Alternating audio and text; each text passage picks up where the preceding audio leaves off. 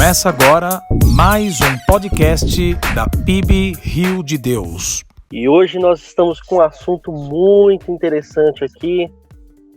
Nós vamos falar sobre o Evangelho e as nossas fraquezas. Graça e paz, Renan. Graça e paz, Cleiton, tudo bem? Assunto extremamente importante, né? Falar sobre a graça de Deus agindo aí em nossas fraquezas, como o Evangelho nos ajuda, né? E bora para mais um podcast. Bora. Então, um texto que eu pensei para a gente refletir aqui, é claro que a gente vai percorrer algumas passagens das Escrituras para discorrer sobre o assunto, mas a princípio o texto que eu pensei para a gente dar o pontapé aqui no diálogo é o texto de 2 Coríntios, capítulo 12, versículo 9. Eu vejo que neste assunto, Cleiton, não tem como a gente fugir muito de 2 Coríntios, né? Toda carta, ela tem basicamente essa mesma tônica aí a respeito da fraqueza, é bem interessante. Você pode fazer a leitura do versículo? Capítulo 12, verso 9, né? Isso. Então vamos lá, 2 Coríntios 12, 9 diz assim: Mas ele me disse, a minha graça te é suficiente, pois o meu poder se aperfeiçoa na fraqueza. Por isso, de muito boa vontade, me gloriarei nas minhas fraquezas, a fim de que o poder de Cristo repouse sobre mim. Ok. Eu estava pensando, sobre essa passagem, e eu não sei se você vai entender bem o que eu vou colocar, mas eu acredito que uma das perguntas mais difíceis da gente formular em relação à vida cristã é a seguinte, né? Um cristão, ele pode ter fraquezas? Eu acho que esse é o tipo de pergunta que a gente menos faz a nós mesmos e de alguma forma, se ela está dentro assim do nosso coração, a gente acaba entrando em crise com ela, né? Não sei como você vê essa questão. Cleiton, a gente poderia fazer uma divisão assim um pouco básica para a gente poder entender, para falar desse assunto, que é o seguinte, né? A gente tem aquele tipo de fraqueza moral, que é quando tem um determinado problema, um problema com um determinado tipo de pecado, melhor dizendo, né? Sim. Então você tem aquela fraqueza moral em que a pessoa sempre corre o risco de cometer determinado pecado. Sim. E isso é uma fraqueza pecaminosa, né? Uma fraqueza que leva a pessoa a pecar contra Deus, como, por exemplo, o vício da bebida, da prostituição, da cobiça, assim, aqueles pecados que afastam a pessoa de Deus. Mas a gente também tem aquela fraqueza que ela nos coloca aos pés da cruz, aquela fraqueza que mostra a nossa real condição como ser humano caído, necessitado da graça, né? E isso muitas vezes é conflitante para o cristão. Poxa, como eu, que sirvo ao Deus Todo-Poderoso, o Deus da força, o Senhor dos exércitos, como eu posso ser fraco, né? E o que a Bíblia nos mostra é que esse tipo de fraqueza, assim como Paulo aqui estava orando e pedindo ao Senhor que tirasse esse espinho da carne, que fazia com que ele se sentisse fraco, essa é uma fraqueza onde a graça de Deus se manifesta. Então é bem interessante, né? E lógico, né, também, se a pessoa tem problema com um determinado tipo de pecado, e isso pode gerar nela uma fraqueza moral, não quer dizer que Deus não possa dar graça para que ela possa vencer aquele tipo de pecado, né? Exatamente. Porque nós temos um sumo sacerdote, lá em Hebreus 4, né, que se compadece das nossas fraquezas, né? Lembrei desse texto também. Então inclui, sim, todos os tipos de fraquezas que a gente possa ter, né? E segundo aos Coríntios, você veja bem, Paulo já tinha experimentado perseguições, prisões. Tem uma passagem aí no Novo Testamento que ele diz: lutei com as feras, as bestas em Éfeso, naufrágio. No começo dessa carta, ele fala que ele chegou da vida a desesperar, né? Chega ao ponto de falar assim: agora nós vamos morrer, ou sei lá o que de repente pôde passar na cabeça do apóstolo, não adianta mais viver, enfim. Então, isso é uma fraqueza que o conduziu a um desespero, vamos dizer assim. Porque a Bíblia diz isso, né? Da vida desesperar. Mas tudo isso que este homem passou, a graça de Deus sempre manifestou ali, socorrendo ele, ajudando. Depois eu vou voltar aí na segunda carta de Paulo aos Coríntios, no capítulo 1, onde ele vai falar a respeito disso. Mas onde ele bendiz a Deus que o consola em toda a sua tribulação, né? Perfeito. E eu estava conversando com uma pessoa alguns dias atrás, e falando com ela a grande dificuldade que a gente tem com algumas situações que muitas vezes elas são criadas por uma cultura evangélica do que por aquilo que a gente crê nas escrituras, né? Então, por exemplo, quando a gente fala sobre essa questão da fraqueza, parece que a palavra fraqueza, ela é inadmissível nessa cultura, né? Por quê? Porque muitas vezes a cultura evangélica, ela se mescla com a cultura do mundo, né? E a cultura do mundo a gente sabe que ela é moldada pelo sucesso, pelo desempenho, pela meritocracia. E parece que para o cristão, se ele não tem essas coisas, se ele não atinge uma determinada performance, então isso de alguma forma acaba deixando ele frustrado. E aí fica aquela confusão, né, entre aquilo que a Escritura fala e as expectativas irreais que a gente acaba criando para a vida cristã, né? Exatamente. Bom, a gente tem assim, além disso que você falou, a gente cresce ouvindo isso, né? Não chore, criança, seja forte. Eu lembro que há um tempo atrás tinha a campanha do biotônico Fontoura, né? Você toma aquilo ali para você ficar forte, né? Um pouco antigo. E eu já tomei, acredita? Rapaz, eu tomei muito aquele negócio. Pensa mas no dá uma... ruim, hein? Então, né? A gente tem isso com as crianças, né? Tome para ser forte. E por quê? Porque os pais querem que os filhos sejam fortes e assim, a gente precisa ser treinado para isso, né? E precisa também treinar os nossos filhos para isso. E a própria Escritura, ela nos dá algumas exortações, na verdade. Por exemplo, Deus disse para Josué, esforça-te, ser corajoso. Paulo disse para os Efésios, preparando-os para a batalha espiritual, né? Fortalecei-vos no Senhor e na força do seu poder. Paulo disse a Timóteo para que ele desempenhasse uma função pastoral, dizendo assim, olha, fortifica-te na graça que é em Cristo Jesus. Então, você buscar a força de Deus, não há problema algum, né?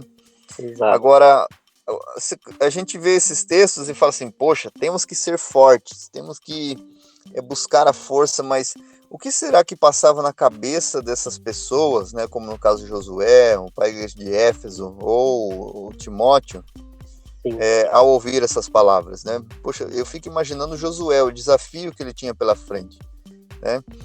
Então, de continuar o ministério de Moisés, de ser bem sucedido ali na instrução do povo já estabelecido na Terra Prometida, Timóteo, ouvindo os conselhos de Paulo, mas isso não quer dizer que ele não tinha medos, né? Fraquezas, temores, dificuldades, né? Então a gente tem a força segundo o padrão do mundo, igual você colocou aí, e a gente tem a força segundo o padrão de Deus, né? E aqui tem até a gente conhece, muitas pessoas conhecem o C.S. Lewis, né? Muito famoso pelos seus escritos, livro Cristianismo Puro e Simples e outra, mas ele declarava como que ele se tinha uma fraqueza intelectual, e não é quase estranho, né, você ouvir isso, né? Nossa. Ele tinha uma dificuldade. E sabe qual era a dificuldade que ele tinha, que eu também me identifico muito? Uma quase total incapacidade de fazer cálculos, ou seja, matemática com ele não era o seu forte. Então, rapaz, todos nós temos alguma deficiência, né, alguma fraqueza, e isso não é nenhum demérito, né?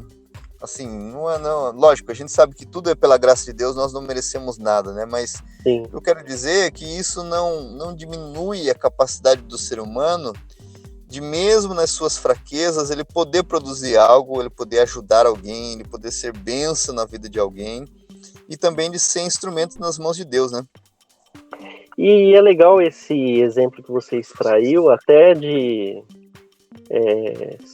situações, né, de ordem pessoal, e a gente observar também que até mesmo esses grandes intelectuais que existem hoje, ou que já existiram e hoje eles são celebrados, eles tiveram uma dificuldade pessoal, né? Seja com cálculo, seja com dislexia, ou qualquer outra dificuldade, né? E isso não impediu que eles se tornassem grandes gênios, né? Exatamente. E assim, muitas situações, né, Cleiton, de perdas particulares, né, como filho, esposa, doenças, né, enfim, das mais variadas situações aí, né. É que nós, assim, nós fomos influenciados por uma cultura romântica que vem aí, acho que do século 17, 18, que ela coloca a vida como se ela fosse, assim, muitas vezes, uma coisa que ela não é, né? Sim. Então, por exemplo, no caso da força, a relação entre as pessoas, né, que tudo é flores. A gente sabe que o amor é possível, mas amar é sofrer também, né? Então, nem sempre será como pintado aí nos quadros românticos aí de filmes e quadrinhos, né? Exato, e aí a gente pode também fazer uma ponte também com algumas interpretações que a gente acaba impondo em alguns textos bíblicos nesse tipo de perspectiva, de expectativa, né? Até ontem mesmo, você tinha comentado comigo sobre o perigo que muitas vezes a gente tem de ler as escrituras, mas ao invés de se preocupar em compreender o que o texto está dizendo a gente acaba impondo um sentido para o texto que muitas vezes está mais relacionado com a nossa expectativa do que com a vontade revelada de Deus, né? Então eu vou dar um exemplo aqui, né? Você falou de Josué, né? Ser forte e corajoso. Aí, durante o momento que você estava falando de José, eu já lembrei de Gideão também. Sim. Então, assim, algumas interpretações que a gente ouve, elas vão na seguinte ordem, né? Que nós precisamos ser fortes, aquele crente guerreiro como Gideão, corajoso como Josué. Mas, assim, esse tipo de exortação é uma exortação que muitas vezes dá a impressão de que o elemento da fraqueza, da limitação, ele é inadmissível nesse contexto. E se ele acontecer, pode denotar falta de fé ou, enfim. Aí a fraqueza é maior ainda, porque afinal de contas, apesar de toda a situação, você ainda não crê, né? Você é um incrédulo, né? Então a sua fraqueza acaba se tornando maior ainda, né? Isso. Então, e outro problema também, Cleito, por exemplo, assim, a gente vê a Filipenses 4:13 lá, né? Onde o apóstolo diz: posso todas as coisas naquele que me fortalece. Perfeito. E subindo só o verso 13, ele é muito triunfalista, né? Você pode tudo, nada pode te abalar. E de repente a pessoa que está ouvindo isso acaba de perder um ente querido, como a gente está vendo uma situação muito difícil no nosso país hoje, né? E ouvir uma coisa dessas numa situação assim de dor, chega a ser revoltante para a pessoa, né? Porque a pessoa vai olhar e falar assim: poxa, mas por que então que eu estou passando uma situação como esta, né? Mas quando a gente volta alguns versos atrás, o que Paulo está dizendo? Olha, eu aprendi a padecer necessidade, ter em abundância, né? E então eu posso todas as coisas naquele que me fortalece. Ali, primeiro, Paulo estava preso. Segundo, ele está explicando os seus sofrimentos, a sua vida, como ele está aprendendo a viver contente com o que tem, com Cristo, né? Para então ele dizer: posso todas as coisas naquele que me fortalece. E como eu falei aqui de 2 Coríntios, né, que nós lemos aí o capítulo 12, verso 9, a segunda carta de Paulo, ela muda totalmente a sua tônica, né? Muda. Por quê? Porque, assim, Paulo passa por vários sofrimentos, angústias, muitas dificuldades para pregar o evangelho, e ainda ele tem que enfrentar o problema de uma igreja que está se revoltando contra o seu ministério. Sim. Não é mesmo? E aí ele diz aqui... os líderes, né?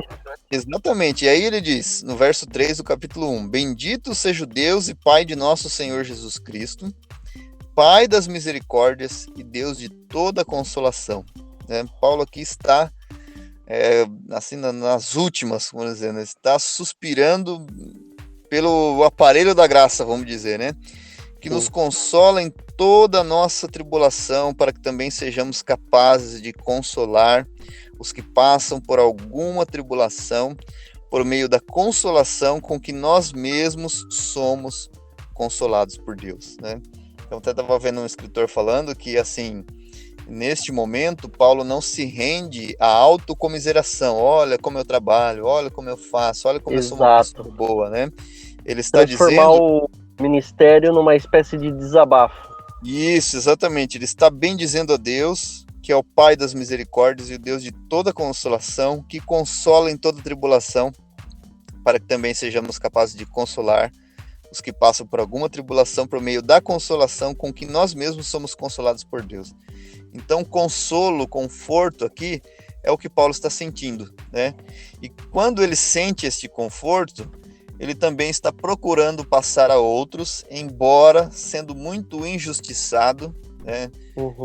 Pela própria igreja a qual ele havia batalhado e ensinado o evangelho. É interessante, né?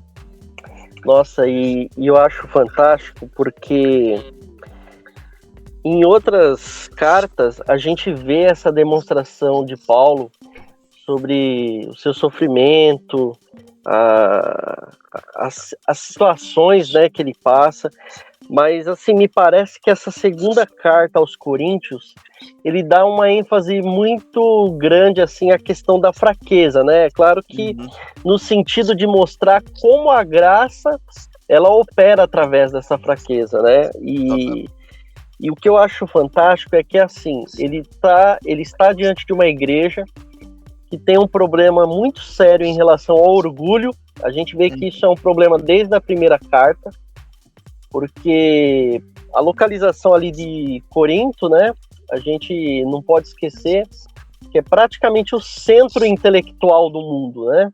Exatamente. Então ali você tem os filósofos, você tem os oradores, e aí você tem o privilégio de conhecer cristãos, né, que tem um grande intelecto, um grande conhecimento. Por exemplo, Apolo, né, que vai ser muito reconhecido na igreja logo no início da carta, a ponto dos irmãos dizerem, né, eu sou de Apolo, o outro dizer eu sou de Cefas, o outro dizer eu sou de Paulo.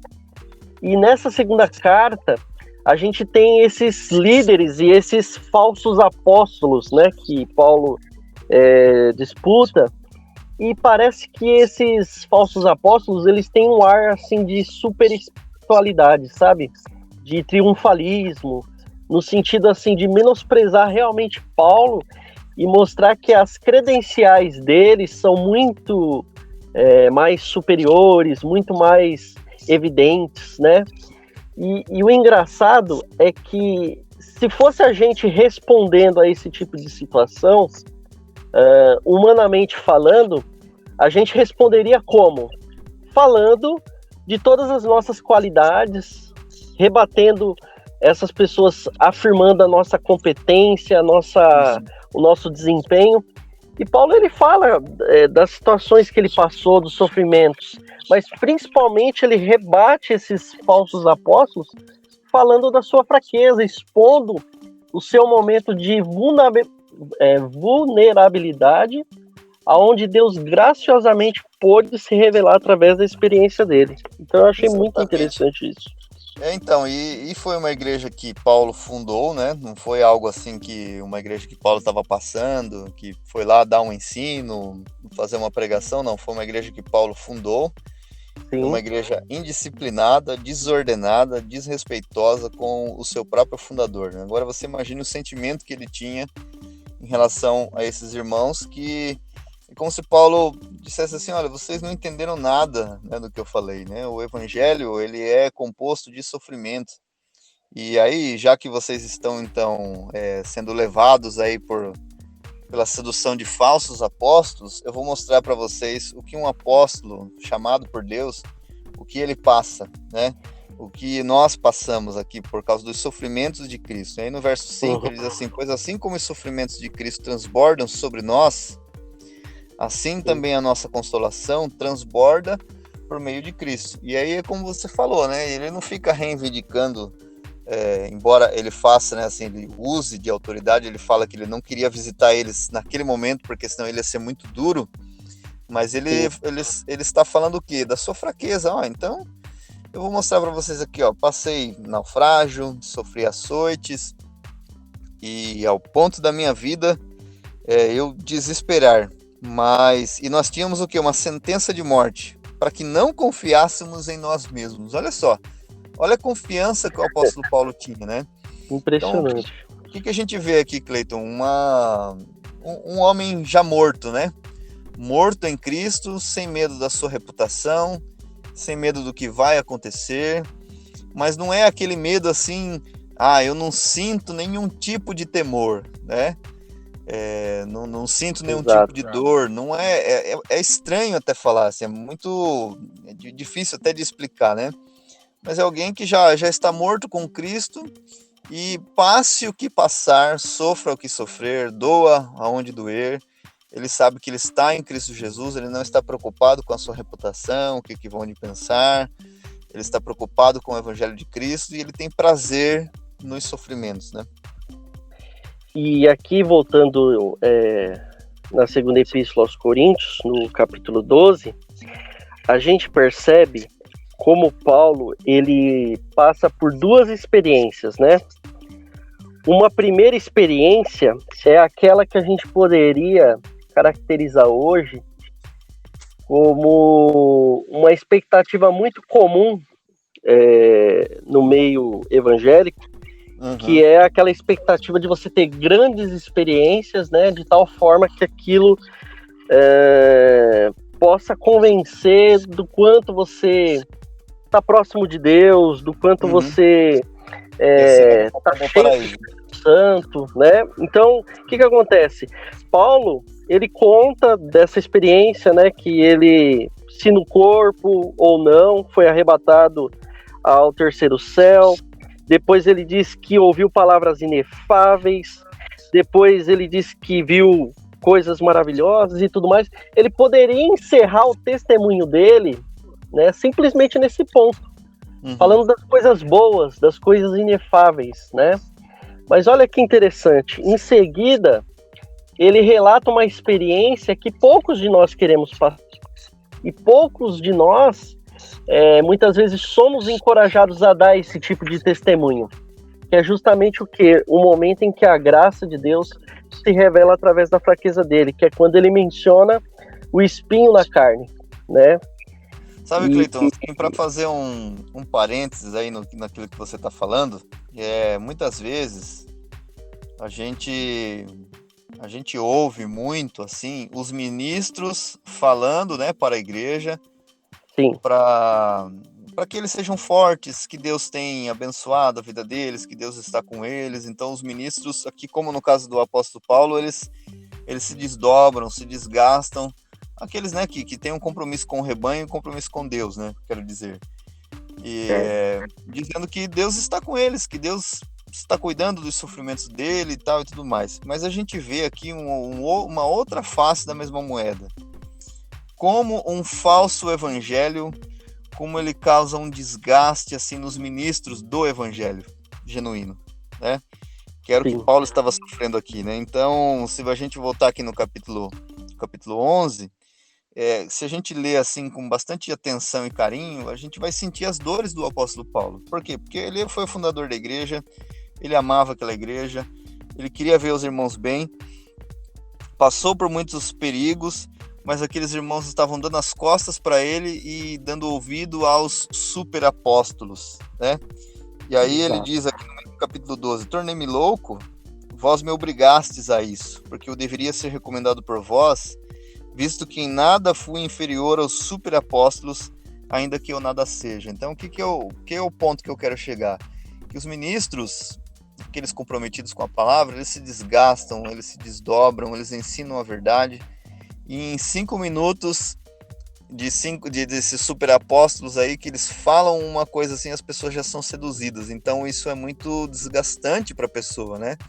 E aí é o que Paulo se rende à graça de Deus e fala assim: olha, se vocês estão sendo seduzidos por isso, eu prefiro ficar com a fraqueza, com a vergonha do evangelho, com a fraqueza, com as dificuldades, os sofrimentos, para não negociar o evangelho de Cristo, né?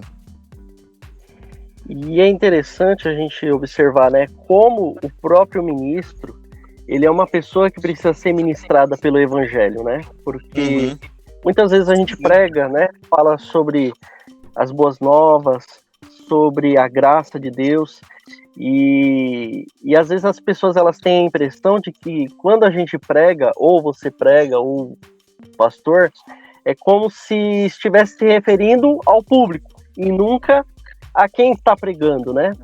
E quem está pregando também é um instrumento da graça de Deus, é alvo do cuidado gracioso de Deus. E Paulo, ele está abrindo o coração dele nesse sentido mesmo, de que diante de toda essa situação que você acabou de relatar,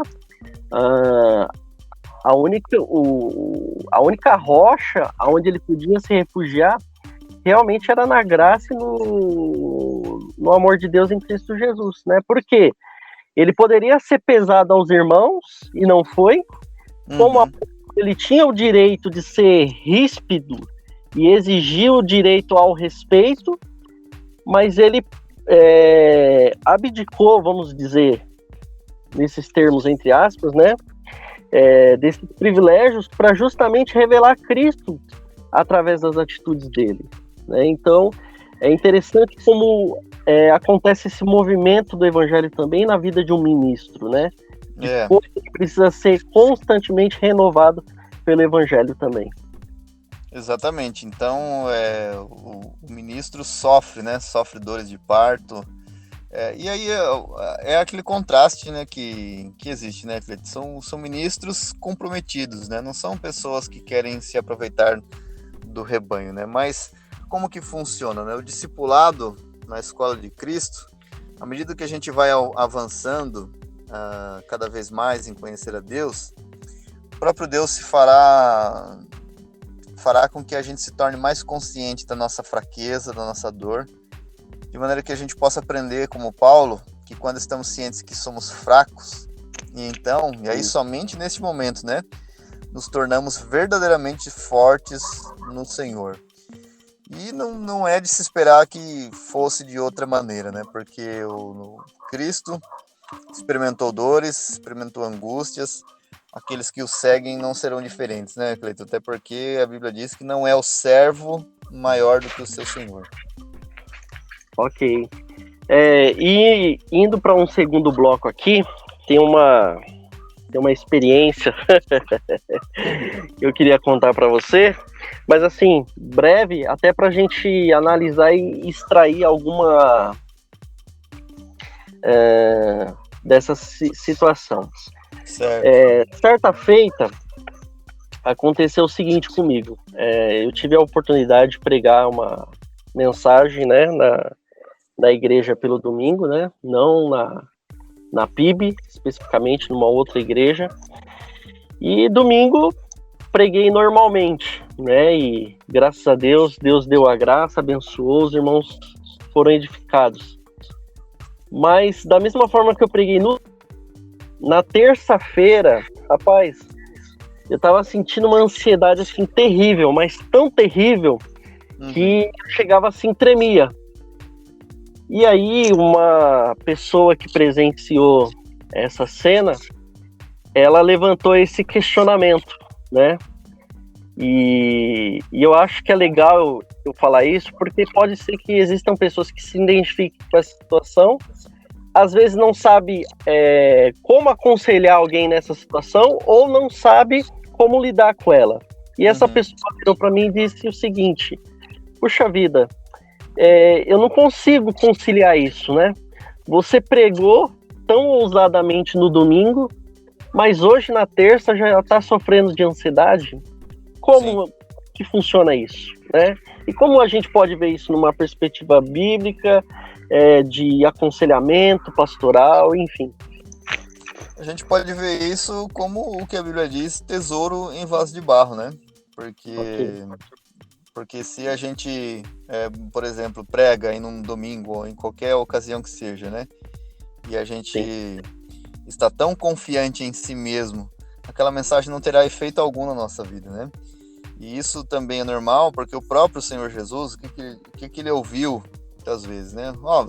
Cristo, desce daí e salva-te a ti mesmo, né? Sim. Então, ele ali em fraqueza, que é o poder de Deus para salvar o homem, né? A cruz, que é a linguagem que Paulo usa na primeira carta dos Coríntios, é que isso é uma loucura, isso é uma fraqueza. Mas muitas pessoas falam, você não é o Cristo? Desce daí e salva também, faz uma revolução, né? Mas eles não sabiam que a revolução estava começando de um outro modo, né? Então, muitas vezes, Cleiton, assim, Deus usa essas situações como ferramenta de desbastes, né? Você que é da indústria, você sabe que muitas vezes você precisa desbastar uma peça, lapidar, né? Tirar as cascas. Você pega lá um pedaço de ferro, por exemplo, né? Ele tá cru, tá bruto, e você precisa deixar ele numa medida específica. E aí você vai lá num torno, numa fresa, né, para usar a linguagem industrial aí, e faz um desbaste naquela peça. E exatamente. Quando a gente olha lá para o povo de Israel no deserto, no Deuteronômio 7:8, você vai ver que Deus está conduzindo o povo no deserto e está testando o coração deles, né? Então essas coisas acontecem, e aí Deus diz assim, olha, tudo isso está acontecendo com vocês para que quando vocês entrarem na terra, vocês não digam, foi o meu braço quem fez isso. Porque eles estavam caminhando na força do Senhor. Então, tudo isso acontece, não é porque Deus precisa ver o nosso coração, Ele já sabe, mas Ele está mostrando para nós como o nosso coração é inclinado a uma autodependência, longe do Criador, longe do Senhor, e isso é nocivo, isso é perigoso, né?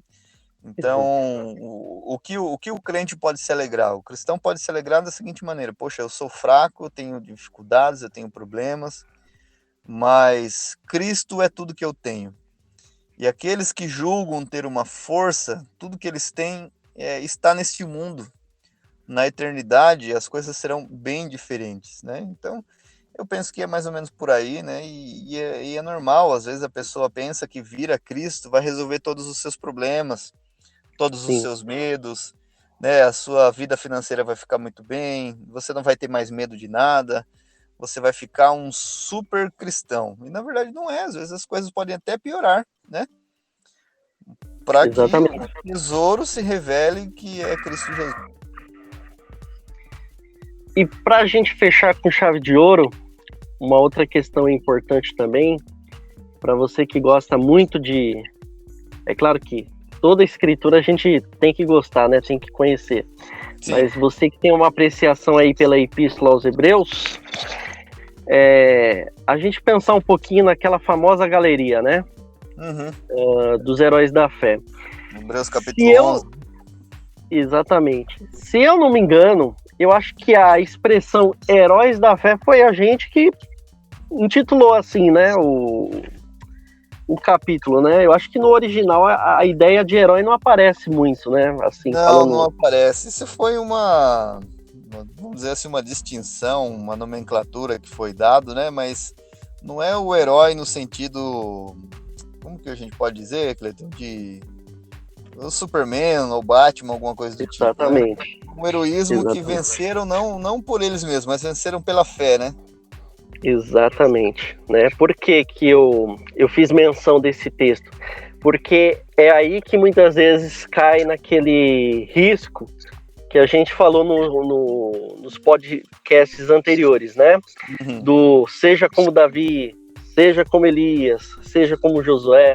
A gente sabe que o autor ali, ele está estimulando a gente a imitar o exemplo desses homens e mulheres de Deus, né?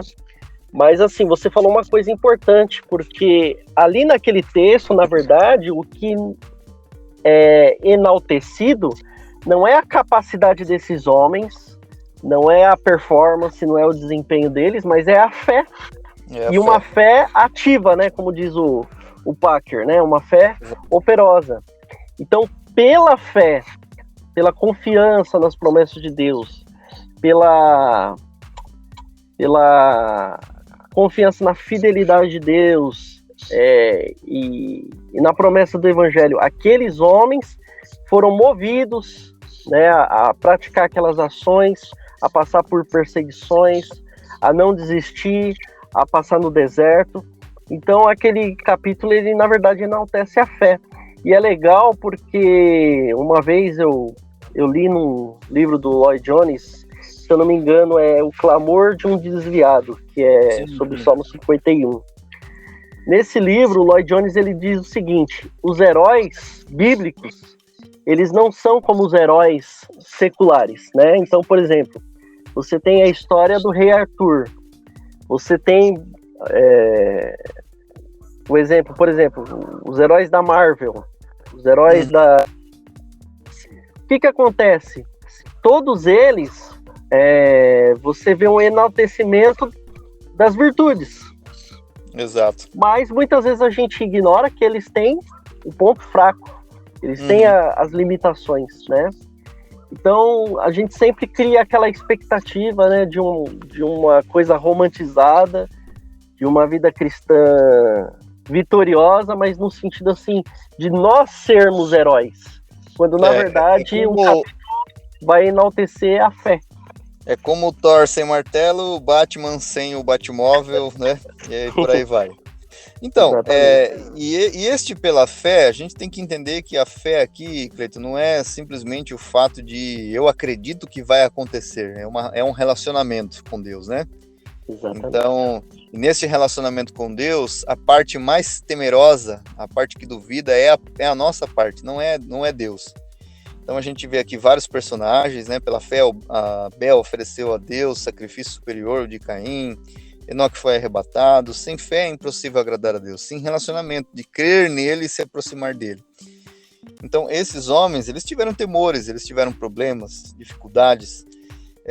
E um exemplo muito claro disso também é o profeta Elias, né? E a Bíblia diz muito claro a respeito dele que Elias era um homem sujeito às mesmas paixões que nós, né?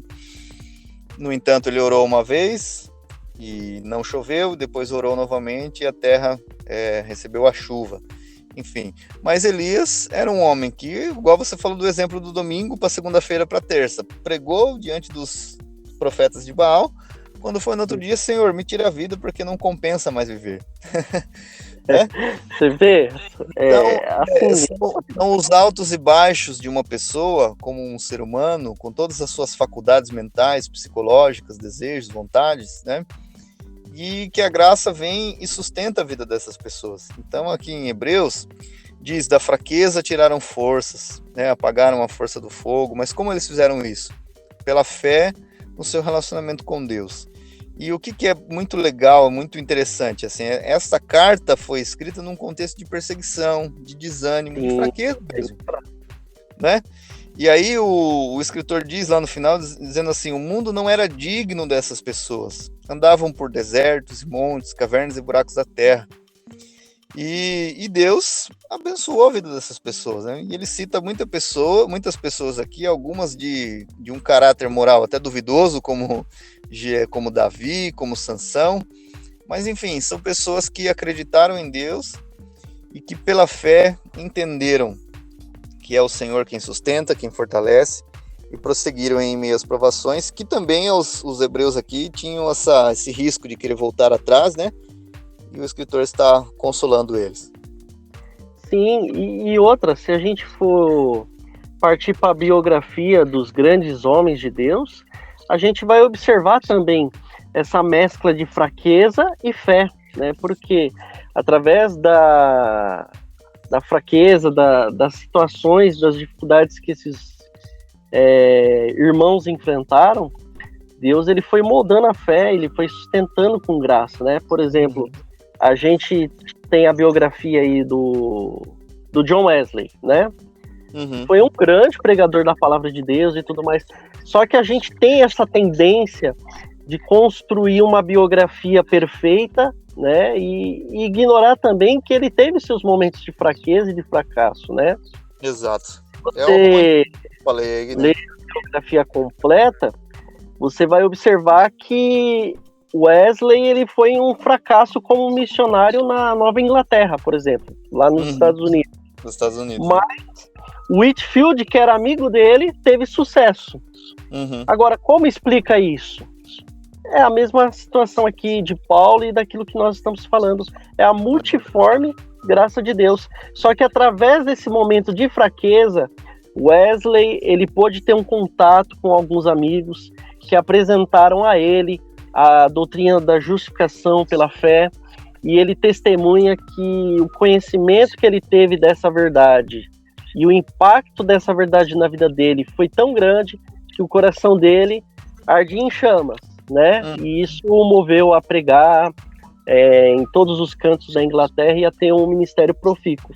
Mas houve esse momento de fraqueza, né? E se a gente vê a vida de outros homens, a gente vai perceber como a graça de Deus trabalha na vida deles, né? E esses ministérios têm resultados até hoje, né? E Deus fez assim para que eles não se vangloriassem, né, de suas habilidades, né? Perfeito. Renan, e para a gente encerrar, que palavra pastoral você daria? É claro que assim esse assunto ele é muito amplo, né? Porque se a gente fosse explorar a questão assim, questões emocionais que envolvem as nossas fraquezas, questões morais, é um assunto muito amplo. Mas assim, a gente está num contexto de pandemia, onde as pessoas, de alguma forma, elas estão isoladas, e nesse isolamento, às vezes, elas são acometidas de certos sentimentos que deixam elas subjugadas, muitas vezes questionando, né, a veracidade das promessas de Deus, com dificuldade de se apegar às promessas do Evangelho, pessoas com situação de enfermidade, por exemplo, ansiedade, depressão, e de repente a pessoa se vê na situação, mas ela precisa se enxergar como um filho ou uma filha de Deus. Que palavra de aconselhamento, que palavra pastoral a gente poderia dar a pessoas nessa situação de fraqueza? Não é aquela assim, olha, creia, porque às vezes a pessoa não tem nem força nem para crer, né? Mas eu acho muito interessante aquela passagem que Jesus está conversando com um homem que tem o seu filho lá com problemas, né? E ele diz assim, Senhor, eu creio, mas ajuda na minha falta de fé. Então, até mesmo a nossa incredulidade como fraqueza pode nos levar ao Senhor, né? Essa sinceridade, essa honestidade diante de Deus, Senhor, eu não tenho forças nem para crer. Então, é melhor uma fé assim, digamos, vacilante do que nenhuma fé. Então, o meu conselho, a minha palavra é que nós creiamos no Evangelho deste modo, nas promessas do Evangelho, ainda que nos falte forças para crer e ir até o Senhor do mesmo modo, né? Chorando, suplicando a sua ajuda, dizendo, Senhor, eu não consigo nem crer, mas me ajuda na falta de fé. Por quê? Porque o Evangelho ele é poderoso, e aquele que nos disse para lançar sobre ele as nossas ansiedades, ele com certeza está cuidando de nós, né? Cristo é aquele que se compadece das nossas fraquezas, e a sua graça nos basta, mesmo que a noite escura da alma faça com que as estrelas desapareçam. E não é o fato de sentir ou não sentir que Deus está conosco que ele não está, ele está conosco, né? Então, a palavra é mesmo que a gente tenha essas dificuldades, lançar sobre ele as nossas ansiedades, crer que Deus está no controle de todas as coisas, ainda que com uma fé, assim, que careça, né, da ajuda, mas que essa fraqueza nos leve até o pé da cruz. Perfeito. Eu lembrei até também do estudo de terça-feira, né, que a gente estava falando sobre a questão da mortificação, né? E como muitas vezes a gente, diante de um texto daquele, a gente diz, nossa, mas é muito difícil para mim. E aí eu lembro que você disse, né? E é difícil mesmo, né? É difícil mesmo. Porque a santificação, ela demanda luta, né? Então a gente está nessa luta, e essa luta, de alguma forma, ela gera uma humildade no nosso coração orgulhoso, porque diariamente a gente precisa estar ao pé da cruz ali, clamando para que o Evangelho da graça de Deus possa nos sustentar e dar forças para continuar a perseverar e a mortificar, né? Todas aquelas paixões. O Evangelho é verdadeiro. Então, o que Deus faz por meio de Cristo na nossa vida pelo Evangelho é tirar tudo aquilo que é falso, nossa falsa confiança, né? Isso, perfeito. Tudo está no nosso controle, tudo está nas nossas mãos, e diante da morte a gente é tão impotente, né? Diante das dificuldades a gente é tão impotente. Então Deus está mostrando para nós a nossa impotência, para nos mostrar de onde vem a real força, nos colocar em humildade diante do Senhor. Então tudo coopera para o bem, não só no sentido, né, Cleiton, de que, poxa, eu vou ficar bem aqui, mas está cooperando para o bem da nossa salvação. É isso que a gente tem que ter em mente, que é o texto de Romanos, né? Então, tudo isso Deus está nos conduzindo em graça, não há fraqueza que Ele não possa fortalecer. Ok. Vamos encerrar com o Vale da Visão? Vamos, tem uma oração aqui sobre fraquezas, inclusive, muito legal. Eu vou ler aqui agora e assim a gente encerra, beleza? Ok, beleza. Ó Espírito de Deus, ajuda-me em minhas debilidades, quando pressionado por um fardo de tristezas. Perplexo e sem saber o que fazer, difamado e perseguido, forçado a sentir o peso da cruz, ajuda-me, peço-te. Se vês em mim algum erro sendo encorajado, algum desejo maligno acarinhado, algum deleite que não seja teu deleite, algum hábito que te entristece, algum ninho de pecado em meu coração, concede-me o beijo do teu perdão e ensina-me a guardar no caminho dos teus mandamentos. Livra-me das preocupações angustiantes e faz-me feliz e santo. Ajuda-me a caminhar uma vida de separação com passos firmes e corajosos e a lutar com êxito sobre as minhas fraquezas. Ensina-me a te louvar, adorar e magnificar com a música do céu e faz de mim perfume de louvável gratidão a ti.